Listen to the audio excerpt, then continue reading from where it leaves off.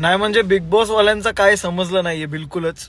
त्या प्रणित दादाला बाहेर काढलंय त्या लोकांनी आणि ऑडियन्सचा एवढा सपोर्ट असून एवढा प्रेम असून आता तुम्ही ऑडियन्स लोकांनी ना कमेंट करून त्या लोकांना दाखवा की किती लाखो कमेंट येतात, हजारो कमेंट येतात प्रणितच्या नावाने.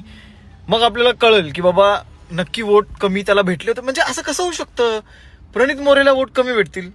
संपूर्ण महाराष्ट्र त्याच्या मागे होता, मराठी माणसाच्या मागे. तो म्हणजे पूर्ण महाराष्ट्र प्रणितला सपोर्ट करत होता. जो क्रिएटर असेल म्हणजे या महाराष्ट्रातील जेवढी जनता असेल आपल्या व्हॉट्सअपला, फेसबुकला, इंस्टाग्रामला त्याचेच फोटो त्याची स्टेटस ठेवत होते का तर प्रणित दादा जिंकला पाहिजे. म्हणजे हा काय लॉजिक आहे? आणि तो जीके आणि ती फराना, म्हणजे जीके तर कधी मला काउंटिंग मध्ये दिसला नाही. म्हणजे असं ठीक आहे, त्याला त्यासाठी काय हेट नाहीये, बट नोन नाव किंवा ज्याचं वारा किंवा ज्याची हाईप आहे असं जीकेचं नाव मला कधीच दिसला नाही.